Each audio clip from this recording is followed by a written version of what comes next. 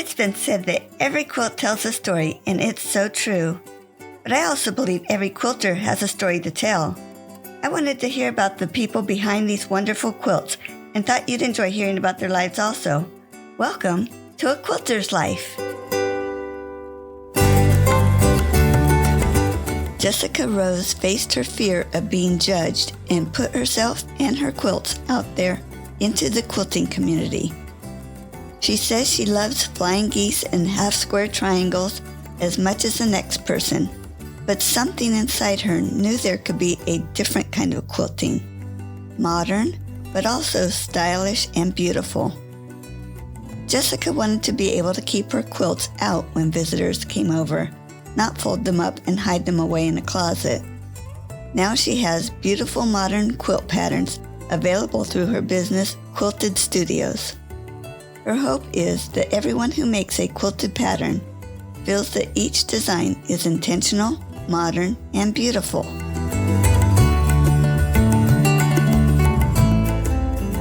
Jessica, thank you for taking time out of your busy schedule to share with me on A Quilter's Life. Oh, thanks for having me. I'm so excited. Great. Let's get started with where were you born and raised? I was actually born in the Pacific Northwest in a tiny little logging town right at the base of Mount Rainier. So I say I'm from Seattle, Washington, but really I'm not. I'm from way out in the boonies in the mountains of Washington. How fun. And did you grow up there until you were a teenager? Yes, so I really spent my whole childhood there. I didn't really leave Washington until I went to college in Utah, and that was kind of when I started moving around. But yeah, I spent the majority of my childhood in Seattle. Now I'm picturing forest. Oh, yes. Yeah, forest everywhere, ferns. We had so much fun playing in the green belts and things like that. It was a really fun place to grow up. And, you really get used to the rain. People always ask, that's always the next question, like, oh, how do you survive the rain? And it was all I knew. So I loved it. But now that I've lived in sunnier places, I am a little surprised that I survived living in such a great place for so long. How about a special childhood memory? It's hard to pick just one, but I think something that is really special to me is that every year in Seattle, or at least the area I grew up in, there's so many wild blackberry bushes everywhere. And we would spend the weeks that they're ripe, we'd go out and we would pick just buckets and buckets of these blackberries. And if you've ever had wild blackberries that were just warmed from the sun, there's just nothing more sublime than that. And I think I'll always really look back to those summers that I spent picking blackberries with my family, with my friends, and of course, making delicious baked treats from all of them. I don't know if you've ever had wild blackberries before. Yes. And as you were talking about that, my mouth started to water. I know, they're so good. And what's funny is that I tell people that and they're like, oh, well, I don't really like blackberries. And I'm like, that's because you probably only had the ones from the store and they're just not very good. But if you have them wild, they're just like the best thing ever. Mm-hmm. I'm sorry, you may get a kick out of this. We had gone up to Wisconsin to my brother-in-law's and we picked wild blackberries and they were so good that we decided we would plant some here. Well, did it work out? Do you have wild blackberries now? Never enough to get a pie. But I'm sorry. They seemed to die off. And someone was teasing, how could you kill blackberry plants? That was my first thought. Is that I was like, are you kidding me? You should get in contact with my dad because he's always trying to kill off these blackberry bushes. They just grow everywhere and there's thorns everywhere. But the blackberries they did create, the birds spread them around. And so we have miscellaneous little blackberry, but the squirrels and birds and all get them. So we never get them, but they are around. Because we tried. Well, I'm glad you tried. You put in the effort. Besides quilting, did you have other employment? So I went to Brigham Young University in Utah and I majored in history and Italian studies. And I was planning on going to law school, but it just never quite worked out. And so I ended up working in human resources. And then eventually I got my master's degree in human resource development. So just training and development. And I currently work part-time in training and development. So yeah, I like HR. I think it's really fun. I loved working in businesses, and I actually think that's been really valuable as I started my own business.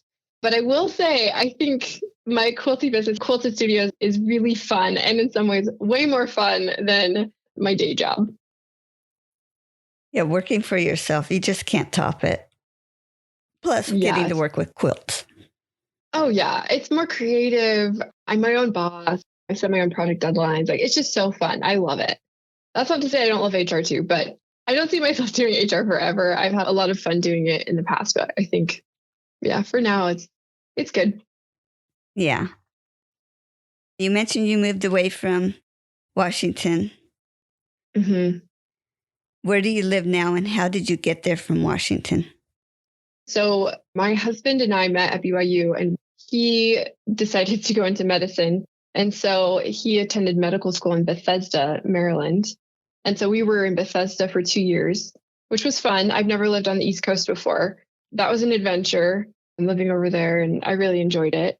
I will say I didn't enjoy like paying for parking all the time. It seems like anywhere I wanted to go, I had to pay for parking. Like, if I want to go to Target, I had to pay for parking. I was not a fan of the traffic of the East Coast, but I did love the culture and I love the people there, and so many fun things to do. And then after that, we moved around for his rotations. He had rotations all over the US. And so I went with him for some of them. But then I ended up landing in Virginia for 2 years, which was so fun. I was in Chesapeake. It's like the hidden gem of the US, I think. Just so beautiful there. I loved that. And he finished med school. And now he's in his first year of residency, doing an intern year, a general surgery intern year. And we're in Vegas now. So we're in Las Vegas right now, but just for a year until he starts his 4-year residency. Wow. I know it's a lot. Normal people probably don't move that much. And honestly, I didn't anticipate moving this much. It's been an adventure and I've learned a lot. So I've loved every place we've lived in. So that's nice. Yeah. Now, do you have a goal of where you're going to land, or is that still unknown to you? Still unknown. You know what? I actually really fell in love with Virginia. So I'm sad because it's the opposite side of the US as my family. My family all still lives in the Seattle area, with the exception of a little sister in Canada. But it is hard being that far away because the time difference and things like that. It's hard to connect with them sometimes. But I really love the weather. I love the people. I loved the beach. I just loved, loved, loved Virginia. So if we could end up there, I think I'd be really happy. Jessica, is there anything else you wanted to share about your family? I actually come from a really wonderful family. I'm sure everyone says that, but my parents were so amazing and very crafty and very creative. I didn't really realize that or really appreciate that until I got married. My husband, he was so confused as to why I crafted so often and why I DIY'd and why I was always tinkering around with things. And he was like, I just don't understand. Where did you learn how to do all this? And I was like, oh, your family didn't spend like Saturdays, like working on little projects and learning new things, you know? So I didn't realize that was a unique atmosphere to grow up in. And my family was always very open and willing to try new creative things. And so I think I really appreciate that now. It was a wonderful way to grow up. It's always surprising because we think people see the same things out of their eyes that we see out of our eyes, or experience the same things. And it's like, what? You never experienced that. Wow. Yeah, I was so confused. I was like, you don't make your own birthday cards? Like, that's something that we do. You don't like try to figure out how to make a deck? That's something that we've done. It was just funny. So what are some of the other crafts you have done or that you do besides quilting? Oh, I love crafting. Quilting has always been a part of my life. We can talk about that later, but I've tried so many different crafts. I've tried embroidery. I love to reupholster furniture. I feel like I've kind of done it all, and I enjoy each one separately. I've done metal stamping. I feel bad for my husband in some ways because I have these plastic bins just full of different craft materials. In some ways, I'm like, I feel like I should be using these more often. I have them, but I kind of only pull them out occasionally. I will say, I do have some other hobbies. I do love to play pickleball. I picked that up recently. I played tennis through high school, which was so fun. But then when I got married, my husband didn't play tennis. And I don't know if you've ever played tennis with someone who doesn't know how to play tennis, but it caused more marital discord than it did marital satisfaction. And so I was like, we need to pick something else that we can do together. And pickleball was the perfect medium for that. So we love to play pickleball together. We love baking. I love to bake. Baking is something else that I'm really passionate about. And I love designing home decor, things like that. Interior design is always really fun. Do any of your hobbies show up in your quilting? I definitely think that I approach quilting from a different perspective that maybe some other quilters do. I think for me, quilting is an expression of creativity, like a lot of other quilters, but I also view it as maybe a piece of art that should be displayed in a bedroom or on a home or even on a wall. So I think that influences a lot of my quilt design aesthetic, that I love to have these really beautiful, clean lines. I don't use a lot of prints in mine, which I think is pretty unusual. I think especially because I love textiles in general. And I'm also not afraid of breaking kind of these quilty rules that people have. So for example, I'm like always thinking of ways to make a quilt maybe more unique. In my mind, I'm like, why do we have rectangular quilts? Why not wavy quilts? Why not circle quilts? Why not, something else? So I'm kind of a rule breaker, I think, in the quilting industry.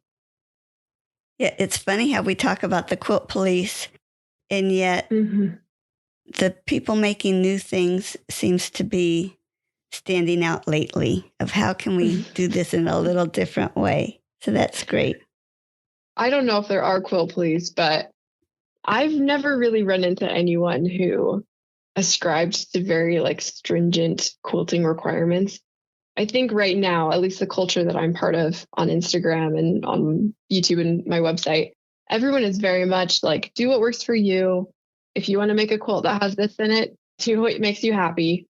So I have always appreciated that about the quilting community. Did someone introduce you to quilting, or did you figure it out on your own?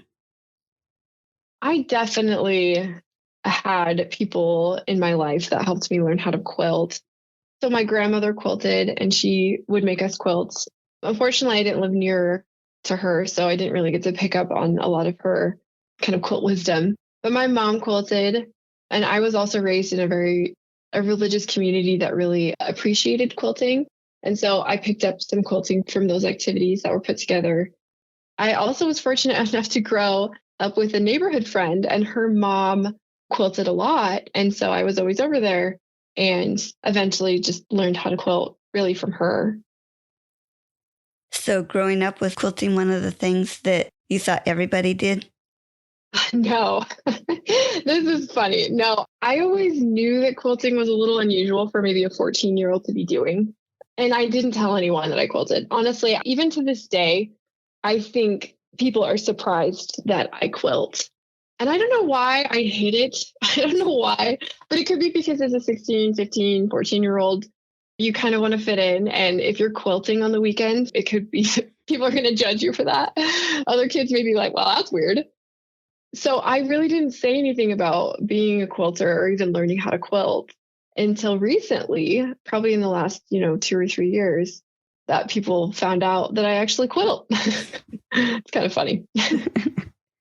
I'm wondering if you thought, oh, it's just old people quilt, so I don't want my friends to know. I don't know. That's what's funny is that looking back, I'm like, why was I so, I don't want to say ashamed, but maybe I was nervous to open myself up to criticism or to judgment. I didn't know if people would accept that or think it was weird. And so I was very nervous to be vulnerable in that way. And it wasn't really until recently that I decided to share more of myself and to share more of my love of quilting with my family and with a broader community.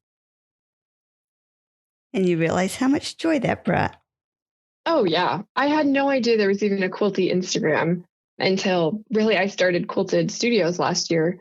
And I kind of just got dropped into it. And I was like, wow, there's so many people like me who just like love quilting. Like I didn't even know these people were here.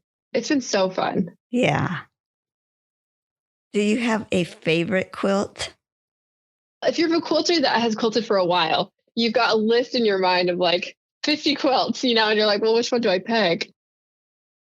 My favorite quilt, I'd have to say, for just nostalgia's sake, would probably be this bright pink quilt that I made when I was probably in 8th grade. And it had sparkles and it was black and white and pink. I was so proud of it. And looking back, I just cringe a little bit how messy some of it was. But I think that's probably my favorite one just because I think it marked a change in how I approached quilting. I think at that point, that's when I kind of fell in love with it. And I was like, I love how all these pieces fit together. I love how you can make fabric look, like these intricate, beautiful designs. So I think that's probably my favorite quilt. Even looking back, it's kind of janky now, but I love that quilt. Yeah. They can bring back such good memories too. Yes. Every time I see it, I can remember the time that I spent on it. What tool are you so happy that you have? I'm actually kind of a minimalist. Again, this is atypical for a quilter. I really don't like to have a lot of stuff. It could be influenced by the fact that my husband and I have moved so often. And honestly, it's just easier if you don't have a lot of things. And we've lived in small places. In Bethesda, we were in a tiny little apartment. And so you couldn't really have a lot of quilty tools. You could really only have the things that you absolutely needed. And so I think for me, my favorite tools are the ones that I can use for everything. So I really love my slotted ruler. I have one by Quiltd that I just love. And I use that to square off corners because it's this big ruler. I use it to make strips. I use it to subcut strips. I use it for a lot of things. So that's honestly probably my favorite quilty tool. A slotted ruler looks very interesting to me. I don't have one yet. I'm planning on getting one. But let me convince you. Let me convince you to get one. They're magical. I love my slotted ruler. I should get paid, honestly. What I need to do is hook up with some slotted ruler company, hint, hint, Quiltd, and I will sell these rulers for you because they're so amazing. I'm assuming there's slots every so many. Yes, every half inch. Every half inch. And you're doing every 2 inches and all of a sudden you're doing every 1 inch. Has that happened? The ruler's big, and so it stays there. And then you have these little symbols down below that help you keep really organized with the width of your strips. So that's really nice. Let's say that you did need 5 2-inch strips and 3 1-inch strips. You could do that using the ruler. So it's pretty nice. I will say, though, it is very important that you stop and you square off every 8 strips or so, because otherwise things can get kind of wonky and you don't want that. That's good to know. Yeah. I was surprised at how many steps we actually do when we're making our quilts. Now, do you like each step as you go along, or do you look forward to one step more than another? I really love designing quilts, and I love helping those come to life. I think is probably one of the most magical things in the world. I love taking a design from Adobe Illustrator and then carefully designing all the pieces and coming up with all the calculations and things like that. And then making it is just the most incredible processes. I love designing. I really enjoy piecing. I will say, though, that I'm like everyone else in that sometimes I get a little impatient and I'm like, okay, I just want to be done with these 10 strips. Like, I just want to be done with this part of it. I don't enjoy basting. I know some people do, but I've never been a huge fan of basting. It's easier now that I have a tile floor and I can kind of tape things down, but maybe one day I'll find a long armor that I love and I can just not have to worry about that anymore. But I actually do enjoy quilting my quilts. This is going to sound so weird, but I think I'm kind of a control freak and I love getting to determine where each line on my quilting goes. And so I love that quilting at the end can kind of enhance the design that I've already made rather than kind of just be placed on top. I mean, I love edge to edge quilting and things like that, but I think as a designer, I love being in control of kind of that final result. And then I also like binding. I love doing hand stitch binding. That's like my favorite thing. Big stitch binding is so fun. Have you tried big stitch binding? No, I'm not sure what that is. Okay, so it's like a visible running stitch basically, and it's on the back side of the quilt that secures it. So it's just like a whip stitch, but it's visible and it's on the binding. I'm laughing at myself because I am such a stickler for myself to make sure that no thread is showing on the binding. I know. This is the funniest part. This is what I told you. I'm breaking all the rules. I love big stitches because they're very visible and you use a larger thread. I use pearl cotton thread in size 8, which is very visible. But I love that you can see this kind of handmade touch all around the quilt. And I think it adds a human element to a quilt that maybe was machine made in every other step. So I just love that. I love big stitch binding for that reason. Oh, neat. And don't you tend to make more of a modern quilt than a heritage quilt? Oh, yeah. Yeah. I'm definitely a modern quilter. And the big stitch binding goes with modern. I think I can go with everything. What's funny about me is that I'm very particular about the front of my quilt.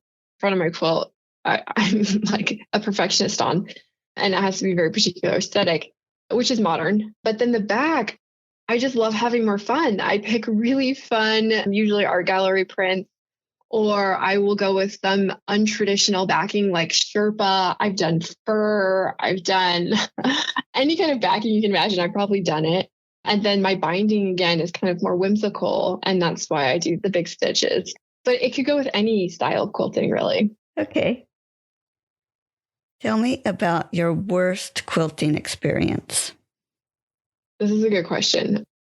I mean, I guess they're all good questions, but this one is, this one's hard because I feel like in some ways there's always a quilt that you're like, well, that was a learning experience. It's not a quilt that I like ever want to pull out. I'm sure all of us have those in our closets. I will say that for me, I think the hardest part is when I have to unpick something and it's not easy to unpick. I really dislike getting like quilting wrong. So when I quilt and maybe there's like gathers in the back, excessive gathering. If there's like a little gather, I don't care. But if there's like excessive wrinkles and excessive gathering, I will go through and unpick it. And I think I've always been like, this is horrible. I hate every part of this. And then I know I have to redo it. And I know that it's going to be just as hard to keep it nice and flat and wrinkle free. So I think it's like a mind game. I don't really like unpicking quilting when it goes wrong. Yeah. So I'm curious as to why do you think you have decided to quilt rather than to use your energy to do another craft or spend your time doing something else? This is interesting. I actually wondered this myself, and I'm sure other people do as well. I think if you're a quilter, I could probably guess that you do like to enjoy other crafts or other textile activities. And so it does beg the question, like, why? Why quilting? And I think for me, I love that it's practical and yet it's still something that I can make that's homemade. I love this idea that I can design something and then make it and then use it. I think the pragmatic side of me loves that. So instead of maybe making like another craft, maybe just for fun, I really love the idea that I'll have this cozy blanket that I can gift to someone or that I can keep for my family. And so I think that's why I'm drawn to quilting in some ways. I also love the geometry of it. I love how all these pieces fit together. I love that it's almost like this giant origami project. I have to laugh at myself because I was one of those people that said, that's crazy. Why are they cutting up all this cloth and then putting it back together? I know, yeah. And then funny. Got into it myself and And you're like, oh, this is fantastic. I love it.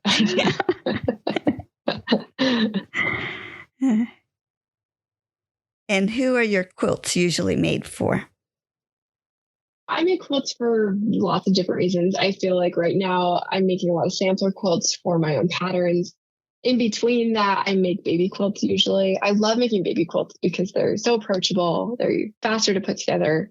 It's just like a fun thing to do that doesn't take you, months and months.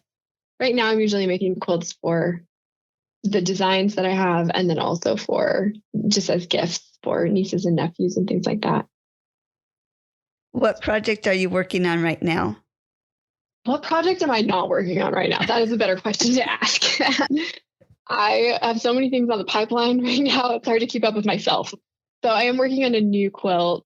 It's called Isola. So all of my quilt patterns have Italian names, and Isola means island. And so that's one I'm working on right now. And it will probably come out in maybe 2 months. And then I also have some things I'm working on for Bernina as a blog author for them. So I'm always working on little projects for them.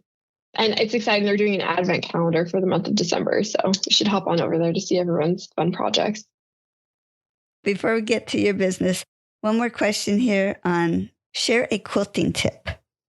The first one is for any beginner quilter out there. You have to really let go of expectations of perfection and really just enjoy the process, I think. And if you are quilting and there's things that go wrong, like I said, things go wrong all the time for me and probably every quilter, but it's okay. And you'll get better as you go on.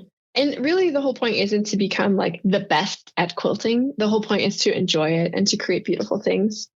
And then my second tip is much more pragmatic and much more applicable. And that is to learn how to do a perfect 1/4-inch scant seam allowance. I think that mastering that will help really with every other quilt pattern that you attempt in the future.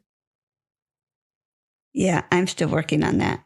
Oh, it's hard. Everyone is. Even to this day, I still use a guide just to make sure that every single seam is consistent, because that really prevents a lot of problems down the line. And, the more I quilt, the more I realize that when I put in a lot of preparation and I make sure that all my cuts are very accurate and I make sure that my fabric is ironed and starched and I make sure that my seam allowances are very consistent, the rest of the quilt really comes together so fun. It becomes more enjoyable because you're not trying to muddle your way through the mistakes that you made earlier.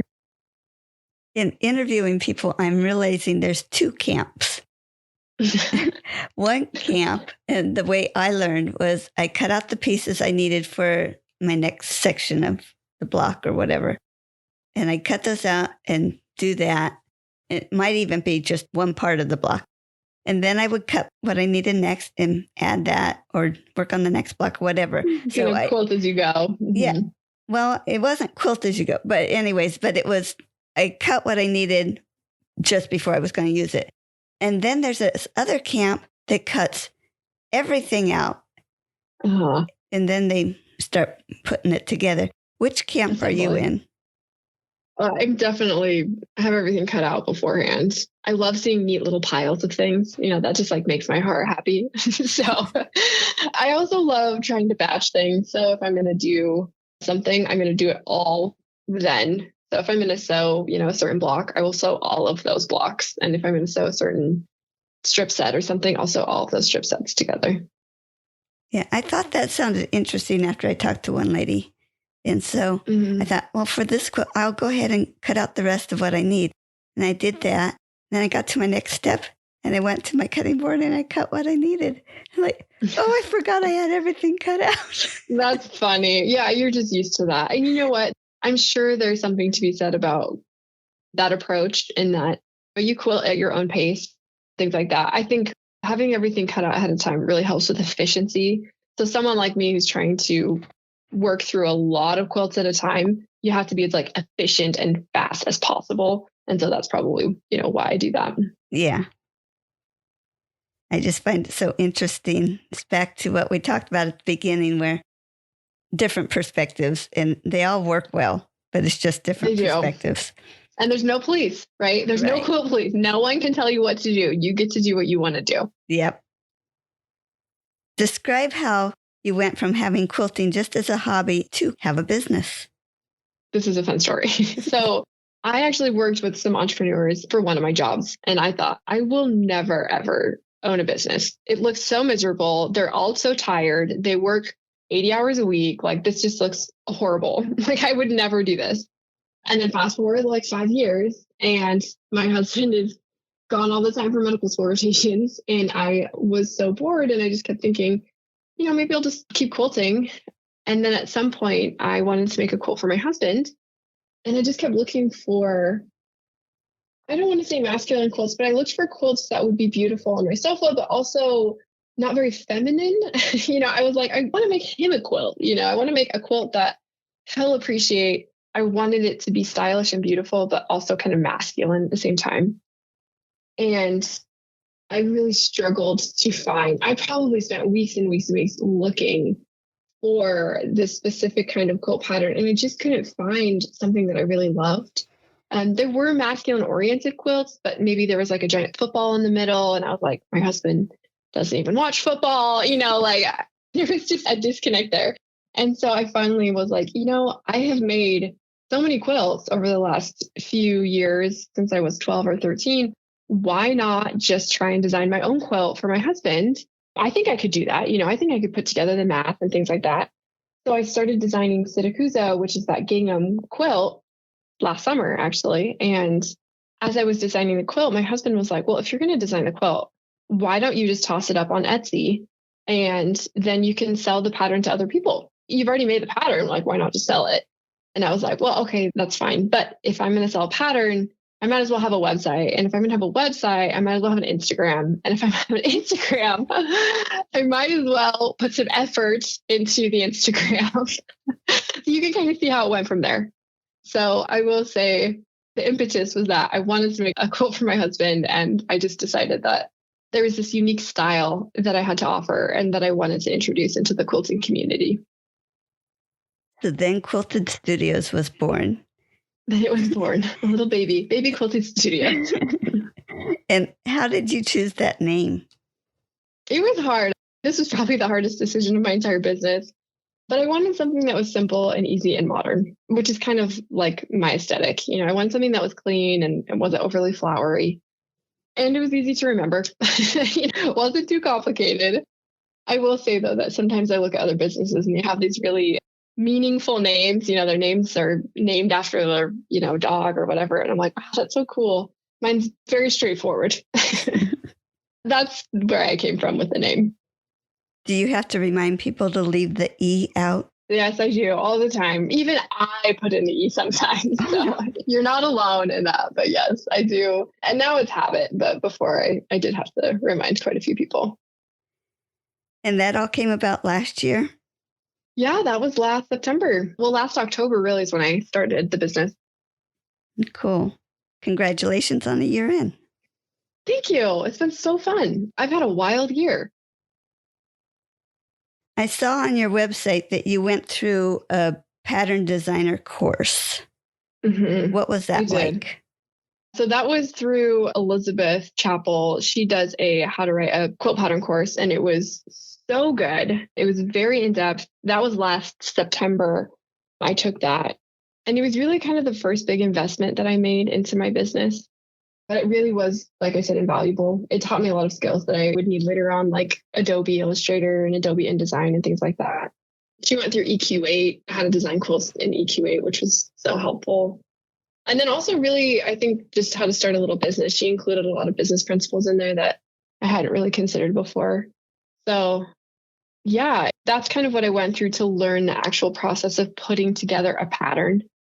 And then I will say it was just a lot of hands-on learning as far as like math and templates and all sorts of other things that go into selling patterns. And you put that first pattern up on Etsy. How exciting was it when someone purchased it? Well, I actually didn't start on Etsy. I actually just opened a website on Shopify.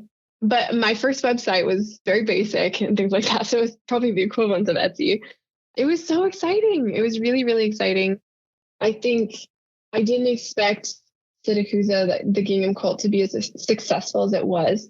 I had some incredible testers, and they really, I think, were so integral into the release of that first pattern and kind of the acceptance of my little studio into the community. So I will always be forever grateful to them for that. But yeah, it was so exciting. It was exciting and also really scary because I thought, what if someone reads through this and they find like 10 mistakes, even though I had proofread it like 100 times and I've made like 7 of the quilts. It still was just really scary to put myself out there like that. Yeah. And when we read our notes, we have assumptions that we don't realize other people are not assuming the same thing. Yes, for sure. And you also don't know what you don't know, right? So this was my first pattern. I really had no idea how to do certain things. And it wasn't until maybe my fourth or fifth pattern that I was like, oh yeah, this makes a little bit more sense. And I'd probably change the order of this and this to have a better flow, things like that. Yeah. Even though you have a quilting business, you have expanded that a little bit. I saw that you have an Instagram Reels for Beginners course. I do. When I started Quiltd, I wanted to figure out how to best market my patterns, and I wanted to reach a broader community. And it seemed like posts and other things only went so far, and I wasn't really getting a lot of traction, I think. And so I did a lot of research into how to kind of reach more people on Instagram. And it seemed like the best way to do that was through Instagram Reels. I've never made any Reels before. I'd never made a TikTok. I was familiar with short form video from my previous life, but I had really never done it for marketing or anything like that. So I started to learn how to do Reels. And really, I think that's what made the difference into my business kind of taking off, was that I would regularly make Reels. And I tried my very hardest to make the content of those Reels valuable in some way to the quilters that I was trying to reach. It wasn't a numbers game. I really didn't care about how high my follower count was. I much rather wanted to reach this very specific kind of quilter that would be interested in my style as a pattern designer. And so I tried to create Reels that would appeal and be valuable to them.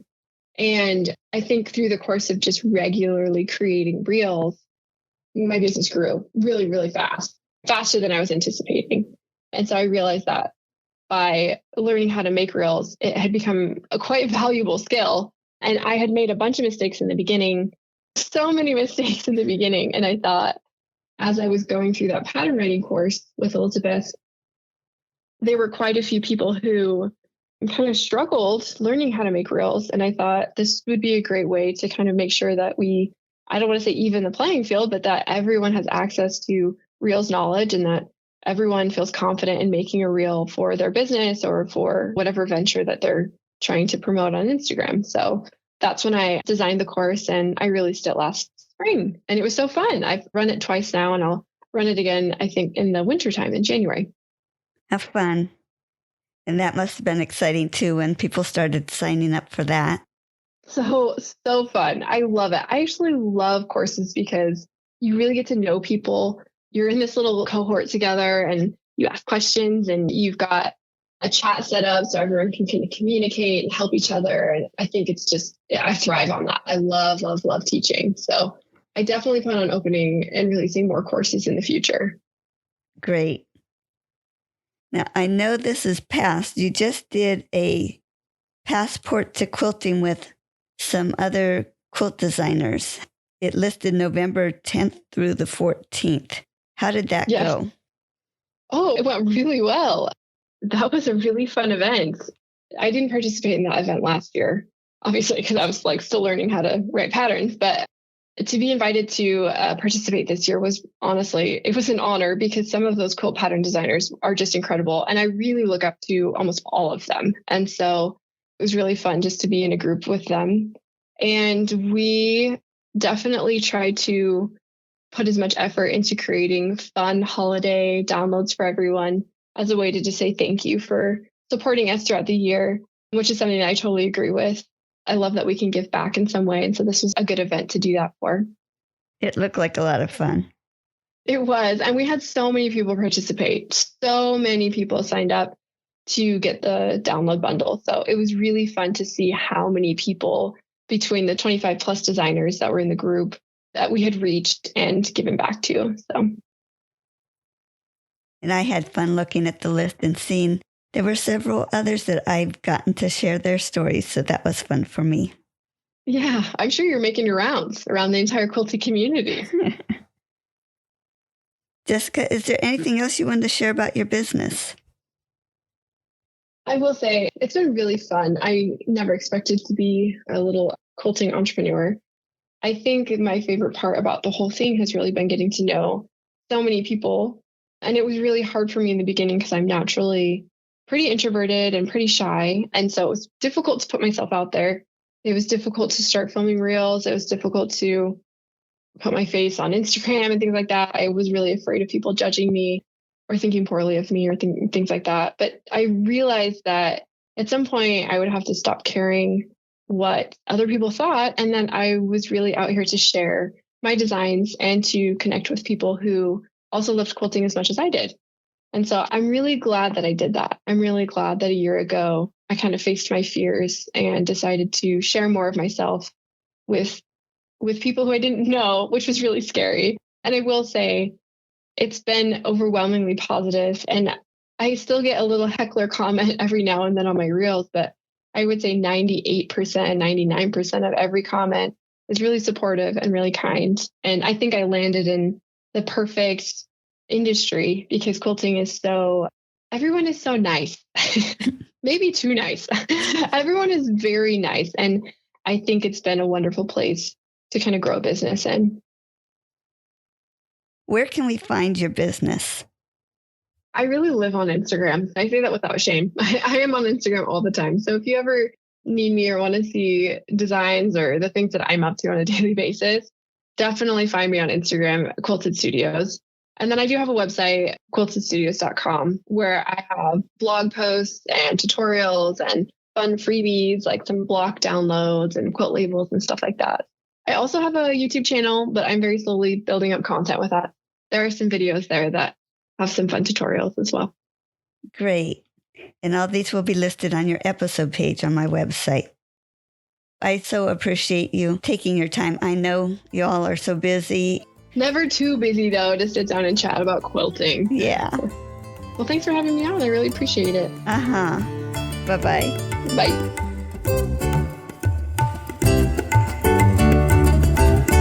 You can find more stories on aquilterslife.com or subscribe on your favorite podcast player so each episode will be downloaded automatically. Also, I want to hear about you and your wonderful quilts.